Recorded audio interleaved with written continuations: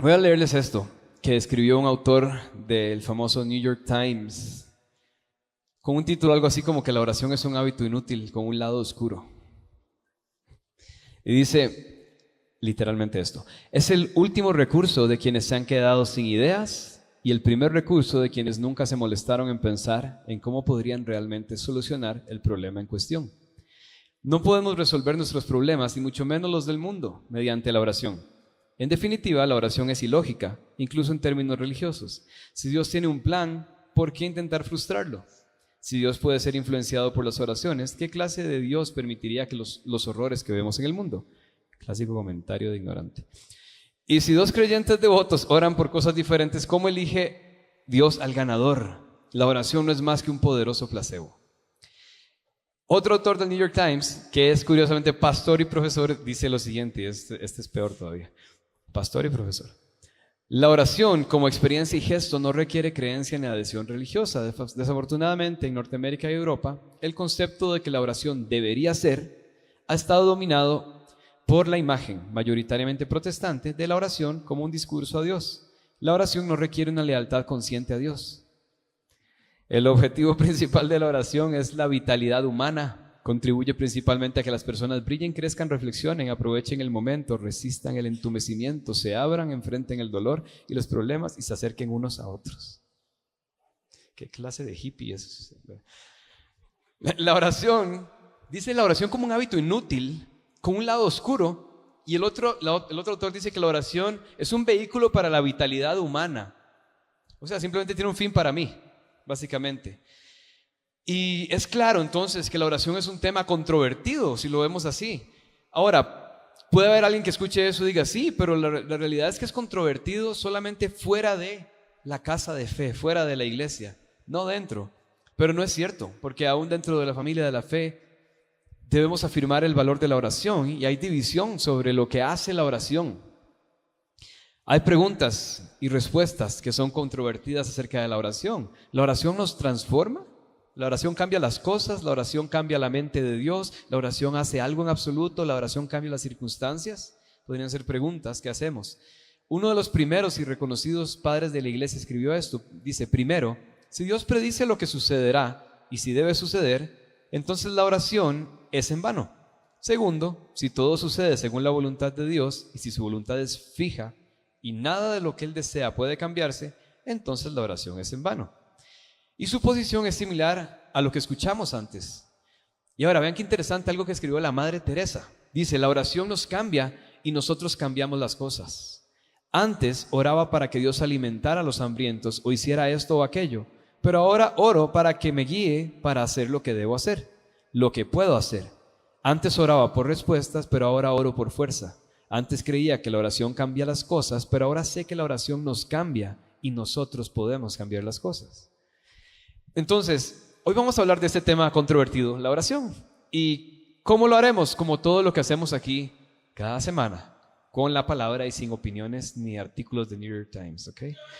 Así que, ¿qué dice realmente Dios en su palabra acerca de la oración? Santiago 5:16 dice, la oración del justo es poderosa y eficaz.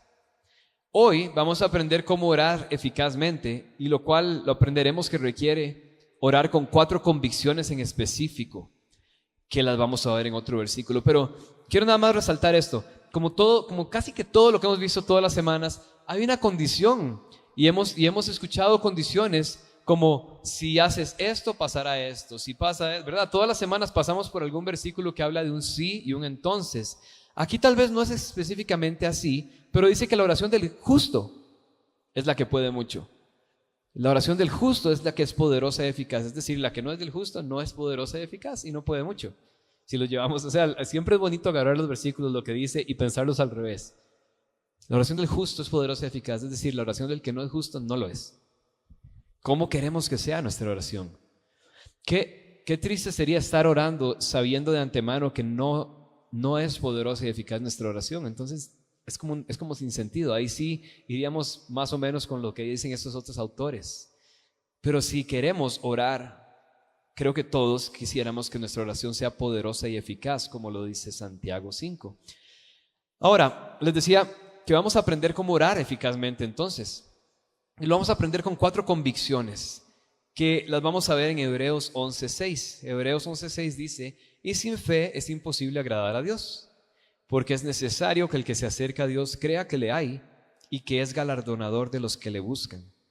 Al sumergirnos en este versículo vamos a ver 4 convicciones. Ahí mismo, las acabamos de leer. La primera de ellas, este versículo dice que el que se acerca a Dios debe creer.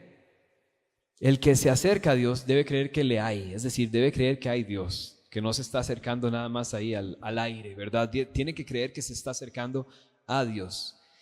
Entonces, la palabra para acercarse que se usa ahí en el idioma original es una combinación de 2 palabras griegas que se usan específicamente para esa acción de acercarse, pero está en una versión, o sea, en un tiempo presente del verbo, que indica que es una acción continua, perpetua, es decir, que sigue ocurriendo. El que se acerca no es el que se acerca una vez, es el que se sigue acercando, el que está acercándose al Señor continuamente.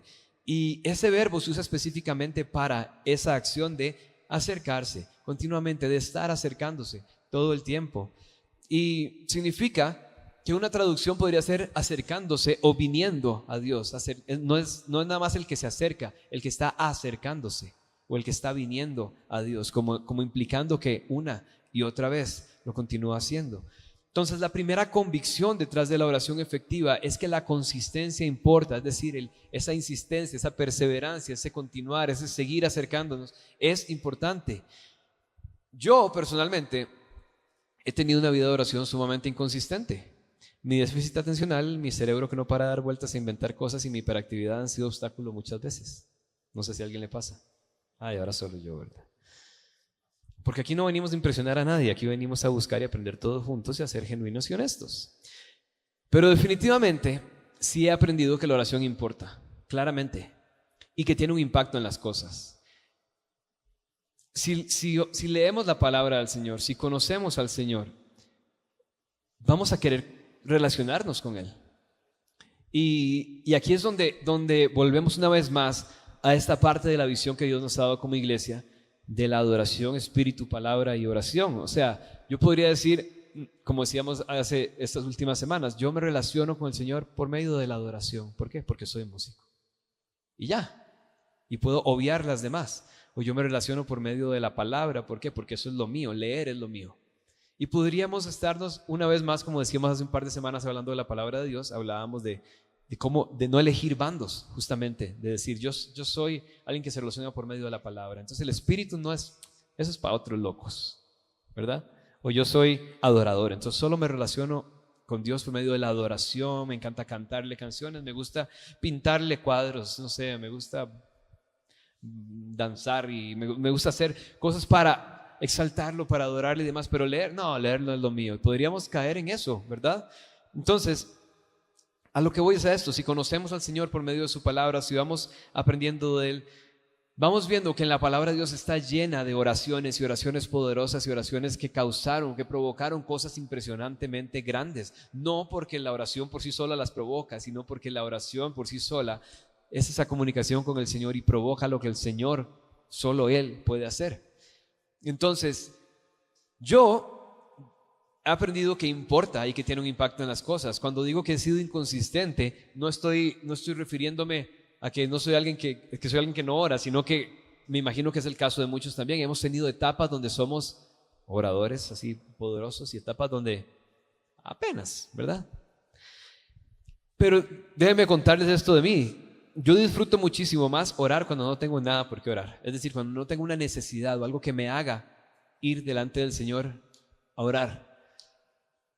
Cuando no tengo una necesidad que traer delante de Él. Por ejemplo, cuando oramos antes de un servicio, cuando oramos los músicos ahí atrás antes de un ensayo, por ejemplo, me encanta, como decir, como nada más vamos a orar porque queremos orar. Es hermosísimo, porque a veces cuando estamos pasando por algo, definitivamente oramos con una desesperación y con una necesidad, ¿verdad?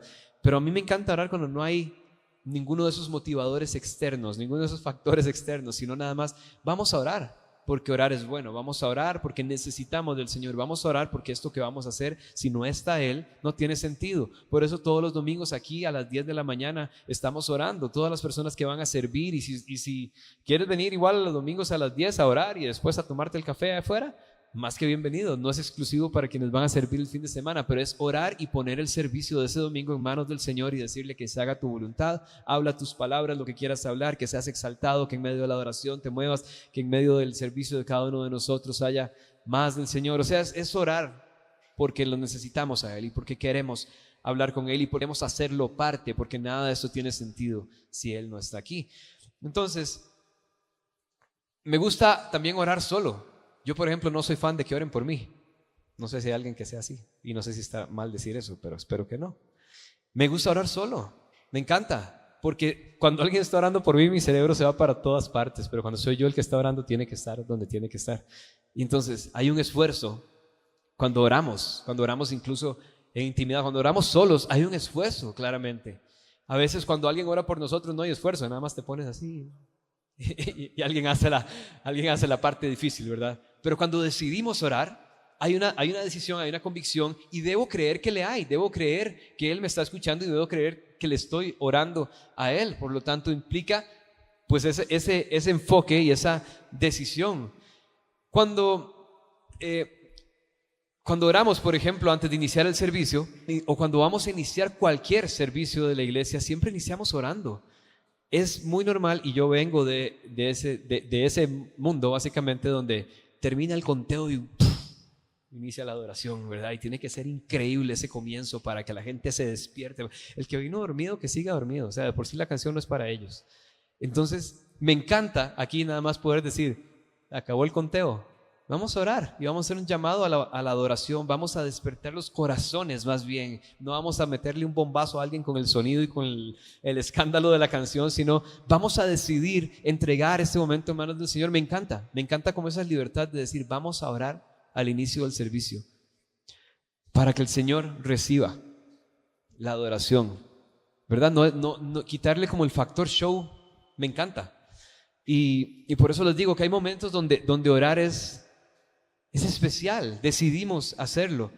Y estoy convencido que todas estas tipos de oraciones hacen una gran diferencia cuando oramos y antes de hacer algo, antes de incluso hacer aquello en lo que se supone que el Señor está. ¿Por qué? Porque es la iglesia, porque venimos aquí a buscarlo a Él y porque vamos a cantar canciones que hablan de Él. Entonces asumimos que el Señor está complacido en medio de eso. Pero qué hermoso es poder orar y dedicarle eso al Señor y decirle, si no estás, no tiene sentido, esto es para ti, ¿verdad?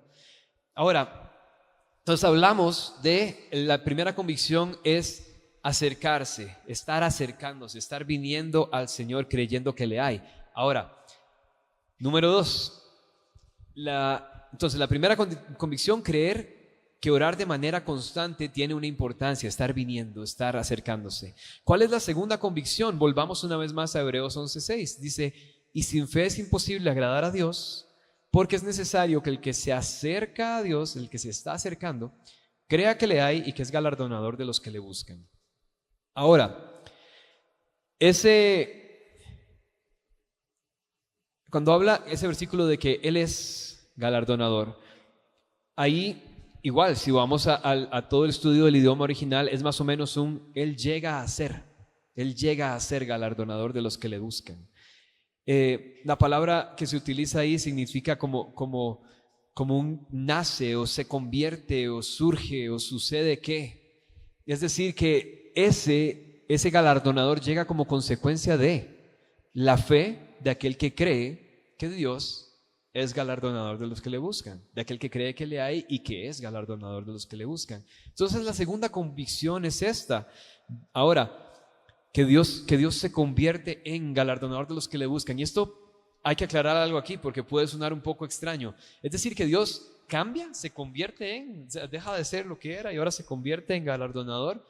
Y no es eso, es que Dios responde ante nuestra búsqueda, ante el que viene a Él. Dios responde, así como nosotros respondemos a la presencia del Señor. Dios también responde a aquel que Él le busca. Y mientras Él responde, su carácter sigue siendo mismo. Él es Dios, pero es un Dios que responde. Y lo vemos a lo largo de su palabra. Parte del carácter del Señor es que es un Dios que responde, que no se queda callado y ya. Claro, hay temporadas en las que no responde como yo quiero, entonces muchas veces asumo que el Señor está callado y que no quiere hacer nada. Pero a veces el hecho de que no responda quiere decir que está respondiendo porque esa es su voluntad. Pero Él es un Dios que responde. Ahora, Él es consistente, es inmutable en su carácter y responde a aquellos que le buscan de corazón. Él es así. Ahora, solo porque Dios no cambia, no significa que Dios siempre haga lo mismo. Repito, solo porque Dios no cambia y es inmutable, no significa que Él siempre va a hacer lo mismo. El carácter de Dios no cambia. Sin embargo, por ejemplo, cuando Nínive se arrepiente, Él cedió, Dios cedió. Cuando Job se arrepintió, Dios cedió también. Dios cambió, ¿verdad?, lo que estaba sucediendo, pero no deja de ser Dios. No, Él no cambia su carácter, no cambia quién Él es. Él no siempre hace lo mismo, pero Él nunca cambia. Su carácter es consistente, aun cuando lo que Él haga es diferente. Pero Él siempre es justo, siempre es misericordioso, siempre es real, verdadero, fiel, amable. Él siempre es amoroso, presente, fiel, justo. Él no cambia. Pero no todos lo experimentamos de la misma manera. Y dentro de ese no cambia, podríamos caer en el hecho de hacer a Dios inamovible en el sentido de que nada le afecta, de que Él es insensible y que como digo, nada de lo que yo haga puede mover al Señor. Eso no quiere decir que Él no le importa o que Él es insensible y que no le afecta. Eso sería una gran distorsión de Dios tal como Él se ha revelado en su palabra. Vamos a ver 12 instancias rápidas en las cuales podemos aclarar esto mucho más. Vamos a Génesis 18:32. Abraham intercede por Sodoma. Dice, entonces dijo, que el Señor no se enoje, pero permíteme hablar solo una vez más. Y si solo se encuentran 10 allí, él respondió, por amor a los 10 no la destruiré. Este es Abraham intercediendo por Sodoma, diciéndole, si encuentras 10 personas que valgan la pena ahí, no la destruirás. Y Dios dice, por amor a los 10 no la destruiré. Y los que hemos leído eso sabemos que va ahí cada vez acortándose más, ¿verdad?, el número. Y Dios dice, básicamente dice, si encuentro uno, no la destruyo. ¿Qué vemos ahí? Dios es misericordioso y se vuelve misericordioso en respuesta a la oración de Abraham, porque Dios está, decidido a despedazar Sodoma por lo que está sucediendo ahí, y Abraham intercede. Vean qué hermosa imagen de la intercesión. Yo lo veo de esta manera y es un poco extraño, pero es como Dios va con todo contra Sodoma y Abraham se atraviesa. Es como que se intercede, se mete en el medio. Se interpone entre Dios y Sodoma y ora, y dentro de esa oración le dice, si encuentras a un justo ahí, si encuentras a alguien ahí, no la destruirás. Y Dios dice, por amor a esos no la destruiré, ¿verdad? Y tienen esa conversación que es una intercesión de Abraham por este lugar, y vemos que Dios cambia, no cambia su carácter. Dios es misericordioso, Él lo es, pero Dios también es justo y Dios tampoco se deja que le pasen por encima, ¿verdad? Entonces cuando Él ve lo que está sucediendo ahí, Él está decidido a hacer esto, pero Abraham en su intercesión llama esa misericordia que está de por sí de todas formas en el carácter de Dios. Ahora, en Génesis 21, 17, 18, Dios oyó el llanto del niño y el ángel de Dios llamó a Agar desde el cielo y le dijo, ¿qué te pasa, Agar? No temas. Dios ha oído el llanto del niño mientras yace allí. Levanta al niño y tómalo de la mano, porque yo haré de él una gran nación. Esto es Agar e Ismael. Aquí vemos que Dios es compasivo. Él se vuelve compasivo en respuesta a los gritos del niño. Dios ha oído el llanto del niño mientras yace ahí, dice, ¿verdad?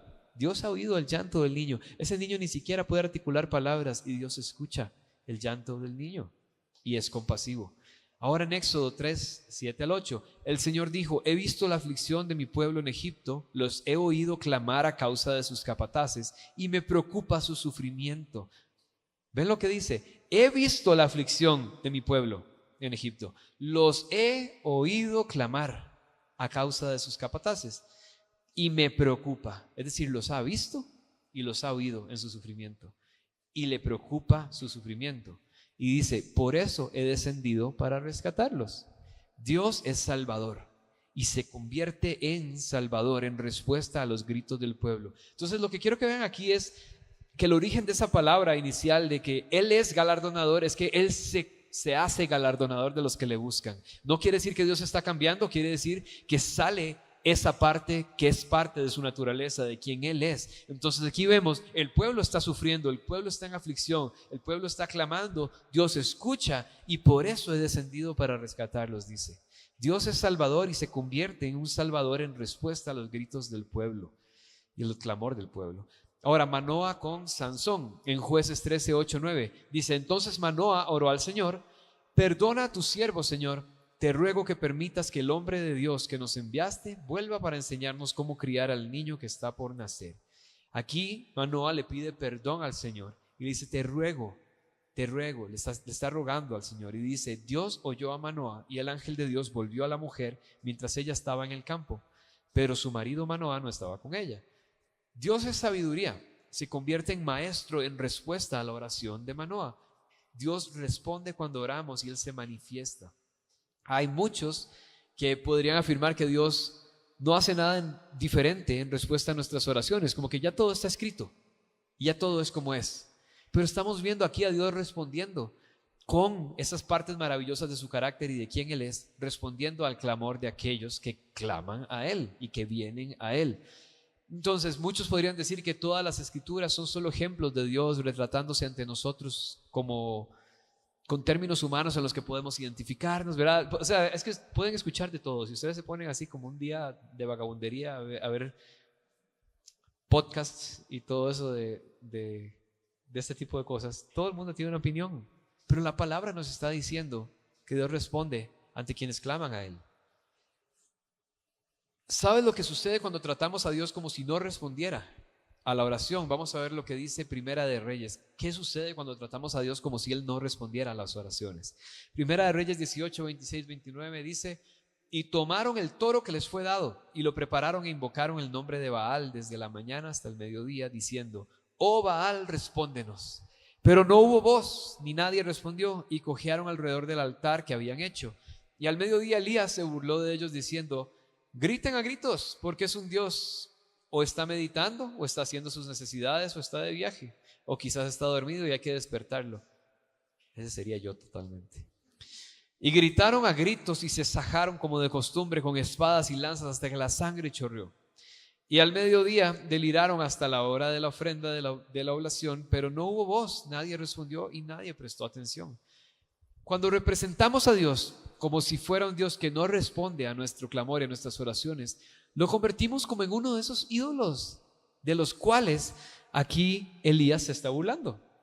Lo convertimos en uno de esos inertes que no responden, que no hacen nada y que a pesar de que se están literalmente cortando con espadas, dice ahí, derramando su sangre para que a ver si acaso responde Baal, no responde.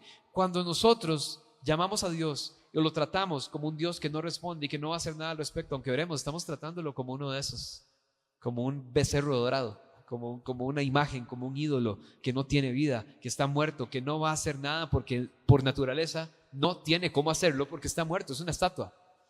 Si nosotros, aquí la pregunta es, ¿así vemos a Dios? No, claramente no. Vemos a Elías burlándose de ellos porque sabe que el Dios de él sí responde, justamente. Ahora, no les estoy diciendo que vayan a burlarse de otras cosas, claramente. Cuando representamos a Dios como si no respondiera, lo convertimos como en uno de esos ídolos, insensible, sordo y en silencio siempre. Ahora, ¿Dios cambia una vez más? No, Dios responde, sí. Segunda de Crónicas 7:14 dice: si se humillare mi pueblo, sobre el cual mi nombre es invocado, y oraren y buscaren mi rostro, y se convirtieren de sus malos caminos, entonces yo oiré desde los cielos y perdonaré sus pecados y sanaré su tierra. Este versículo el Señor lo ha traído muchas veces en diferentes predicaciones en esta iglesia. Y es justamente el ejemplo perfecto del si hacen esto, entonces esto. Pero vean por qué. Porque Dios dice: entonces yo oiré desde los cielos y perdonaré sus pecados y sanaré su tierra. Ahora, hagámoslo como decíamos al comienzo, volvámoslo al revés. Si no se humillan, si no oran, si no me invocan y si no buscan mi rostro y si no se convierten en sus malos caminos, yo no iré desde el cielo y no perdonaré sus pecados ni sanaré su tierra. Así se vería. Él reacciona a ese clamor y a esa búsqueda de los suyos.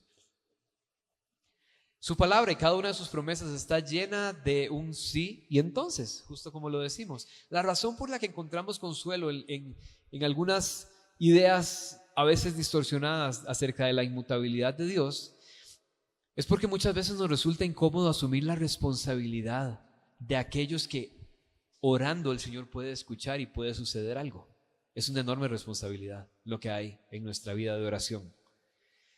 Y hemos sido comisionados para cumplir la misión del Señor. ¿Cómo vamos a hacer eso sin depender de Él, sin orar a Él, sin clamar a Él, como esos ejemplos que hemos visto en los que necesitamos que sea Él el que escucha desde lo alto y hace lo que solo Él puede hacer? Ahora, el pastor Shane contaba esto y yo lo quiero contar igual cuando él enseña este mismo tema del día de hoy. Y dice que a principios de sus 20, él estaba como en una etapa de orar mucho y de buscar mucho del Señor. Y cuenta esa historia ahí como de cómo inicia su vida de oración y cómo se intensifica, teniendo claramente momentos en los que no fue así, en los que estuvo a veces sí, a veces no y demás.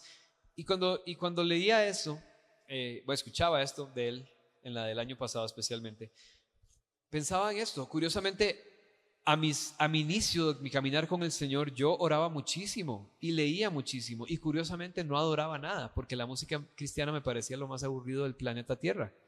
Entonces yo inmediatamente lo relacionaba con decir que adoración no me interesa. Orar y leer la palabra me encanta, ¿verdad? Y me encantaba hablar con Dios, me encantaba estar con Dios, me encantaba procesar las cosas con Dios, pero no le pedía mucho a Dios con oración intercesora, sino que era como una conversación bastante pasiva quizás, pero era el inicio de esa conversación con el Señor. Y algo que me llamaba la atención, el pastor Shane contaba que comenzó a llevar una lista de oración y un diario de oración para registrar aquellas oraciones que el Señor iba respondiendo. Y dice que comenzó a integrar eso en su tiempo con Dios cada mañana, de poder anotar por qué estuvo orando el día de hoy. Y cuando el Señor respondía a cada una de esas oraciones, las que el Señor respondiera y estuviera en su voluntad responder y a su manera, él iba haciéndolo parte de ese diario.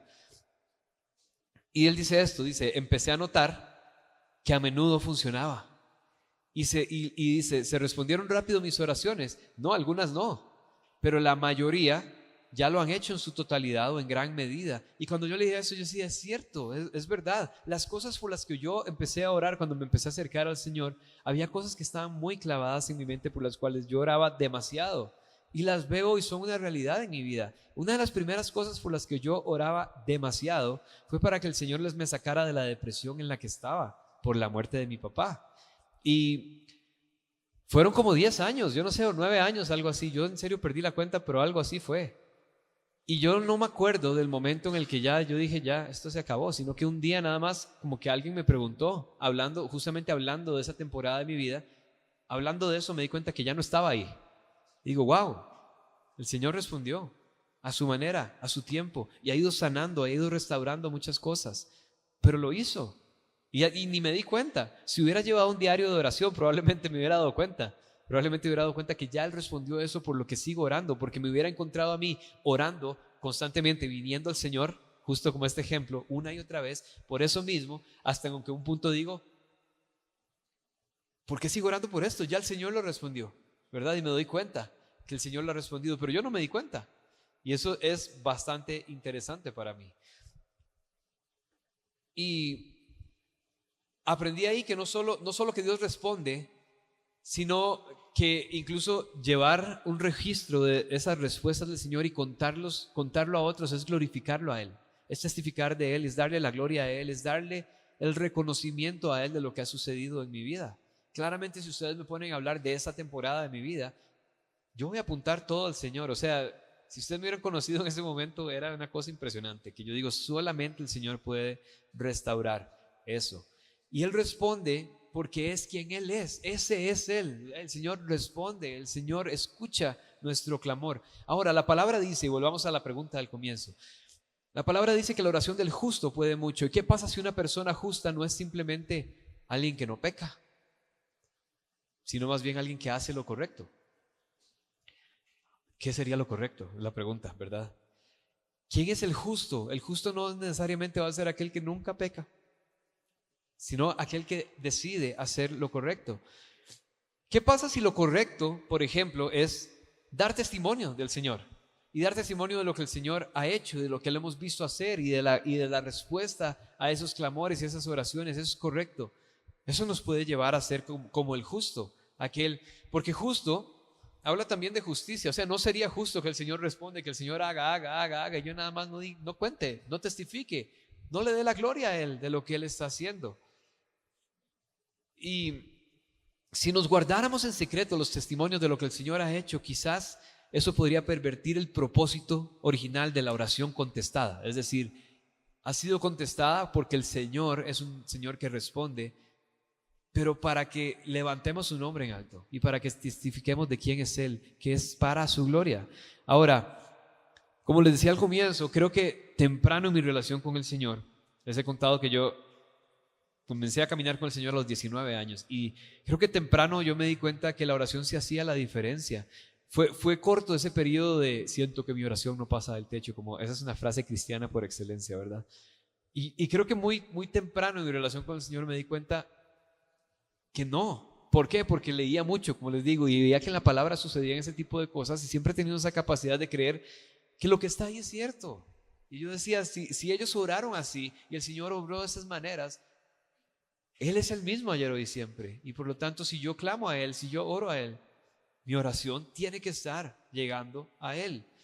Y la oración de esa manera y con esa convicción, el que cree que le hay, como dice el versículo que estamos viendo, va a conducir a oraciones respondidas más frecuentemente quizás, porque es aquel que cree que le hay, no es aquel que ora en vano, no es aquel que ora nada más porque tiene que hacerlo porque se supone que eso es lo que hace un cristiano, sino que ora porque cree que le hay y cree que Dios es galardonador de aquellos que le buscan.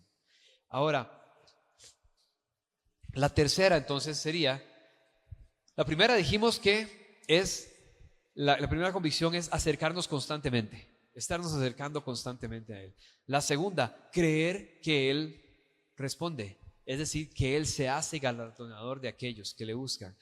Y la tercera convicción de una oración poderosa y eficaz es que Él llegue a ser el galardonador. Ahora, sin entrar en una larga explicación, cuando Dios responde a nuestras oraciones, no es como un salario que merecemos, no es algo que nos ganamos por algo que hicimos, pero sin embargo Él da una recompensa.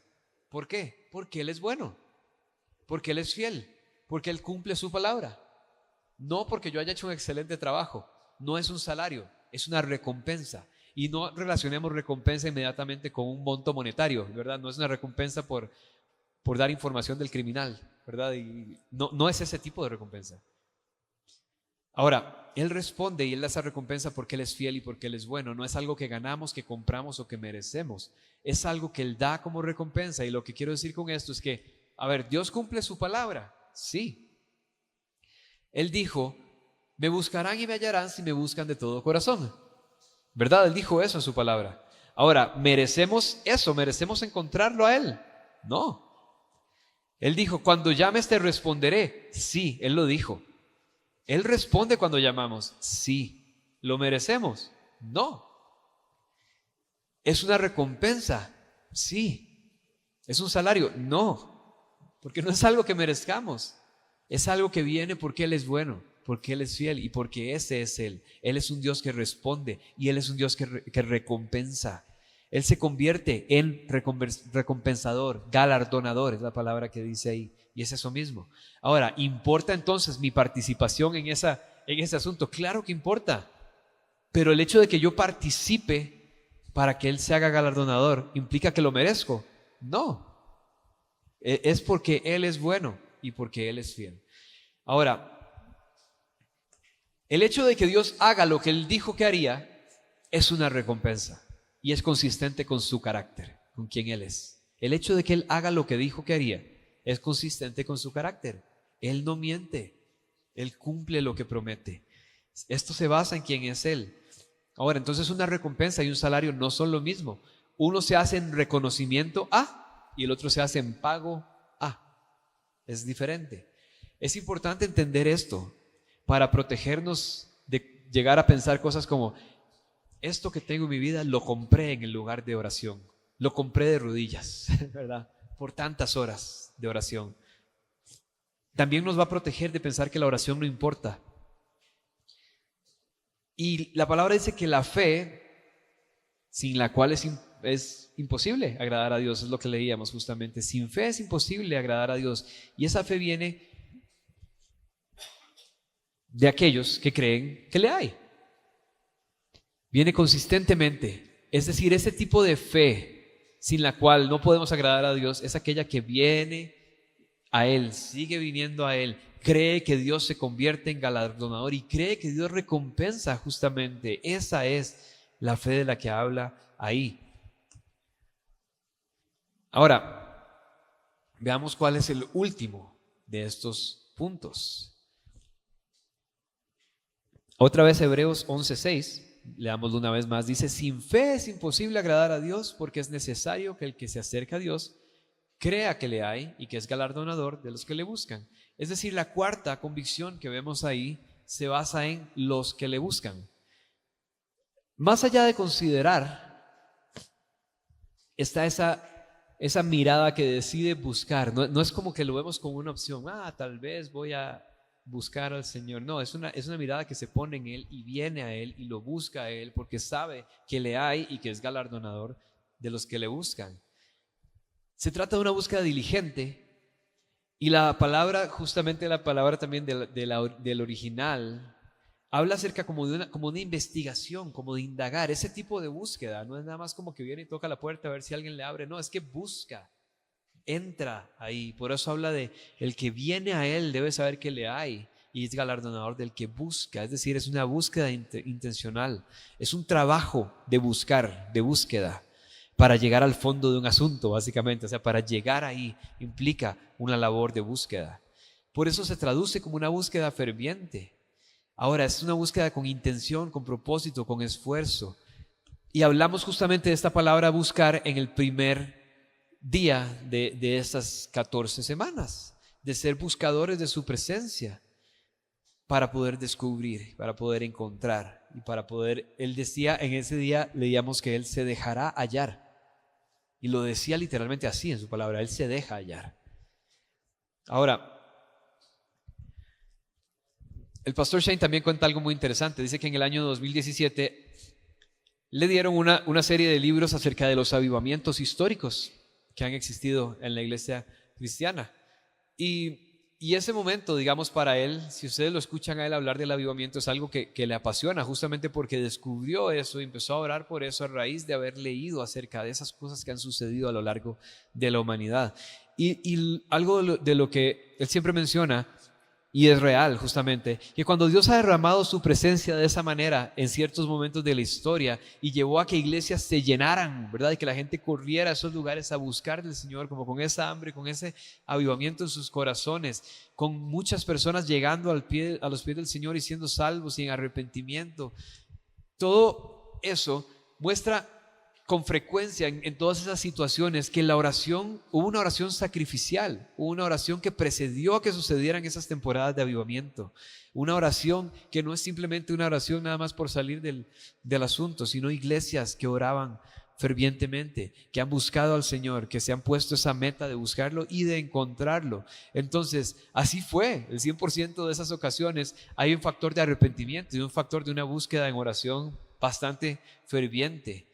Y entonces hay cosas que suceden cuando se ora de esta manera y se escuchas personas de oración hablar acerca de este tipo de disciplina espiritual, o sea, de orar fervientemente, de orar con esa convicción. Me acuerdo que en este tema justo el pastor Shane decía, cuando mi vida de oración se ha intensificado, la tentación de pecar o de hacer algo que desagrada a Dios es mucho menor, porque hay una conexión íntima con el Señor. Y yo digo, eso tiene todo el sentido del mundo. Decía el pastor también que su mente se sentía más clara, como que su corazón se siente más liviano, más limpio y su alma más llena del Señor. Y es una transformación dramática, porque es el hecho de estar en contacto con el Señor, de estar en comunicación con Él. Y esa es la diferencia entre orar y orar fervientemente, orar con esa convicción. La oración poderosa y eficaz de la que habla ahí acerca de los justos tiene esa convicción en que no solamente importa la cantidad y la consistencia de la oración, o sea, que sea un ratote y todos los días, básicamente, sino que hay un factor ahí de ser ferviente. Es una diferencia cualitativa, no tiene que ver con cuánto tiempo, sino es aún un poco más importante el hecho del tipo de oración, porque es aquel que sabe que le hay y que por lo tanto está orando a ese. Alguien podía nada más y orar por 10 horas seguidas en una vigilia y orar casi que por ímpetu, nada más, así como lo que me sale, ¿verdad? Pero dice que aquel, el justo, y que tiene esa oración poderosa y que produce resultados, es justamente aquel que sabe que le hay. Y que por lo tanto, al saber que le hay, su oración es ferviente, su oración es intencional, su oración es una búsqueda. Y ahí está la enorme diferencia, una oración sincera, una búsqueda sincera de Él y de su voluntad, de sus caminos. Una oración radical, ¿por qué no? Y tenemos que aprender esto, y lo mencionamos hace unas semanas también aquí de otra manera, pero para que nos quede claro y lo pensemos siempre. La falta de oración es como una declaración de independencia de Dios, nosotros hacia Dios, como diciéndole, aquí estoy firmando que no te necesito, que puedo solo. La falta de oración es una declaración de independencia de nosotros a Dios, diciéndole, tú por tu lado, yo por el mío.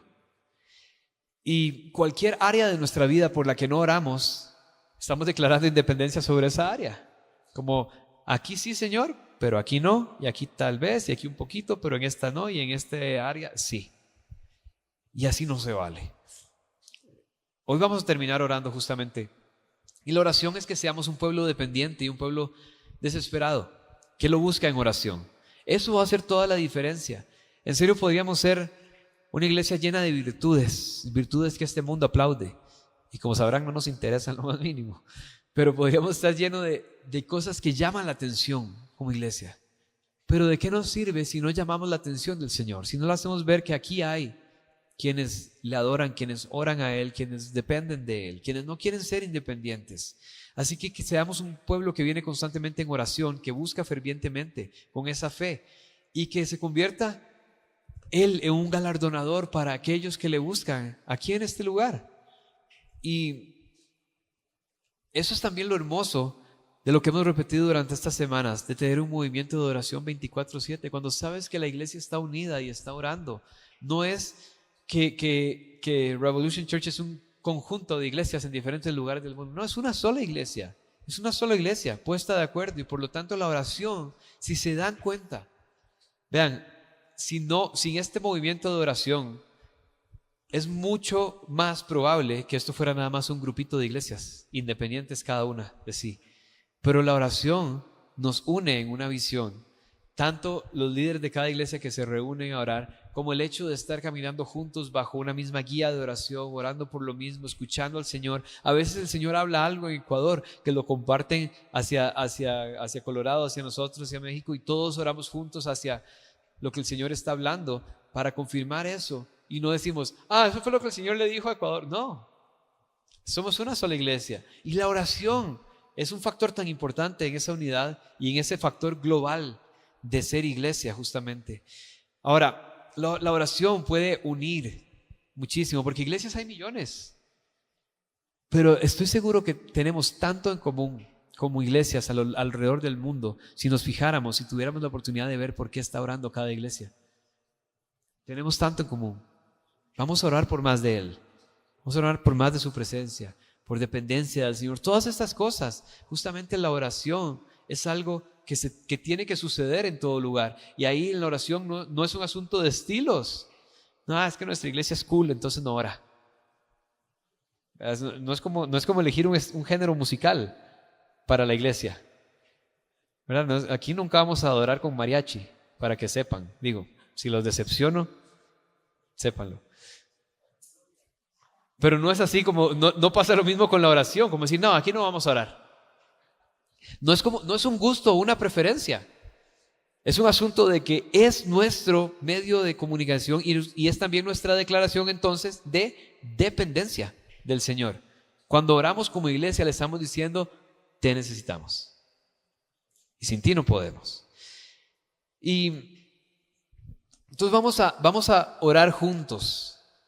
Pero quiero pedirte que oremos todos. Ahí donde estás, oremos juntos. A ver, otra frase célebre del cristiano es: ora tú porque yo no sé orar.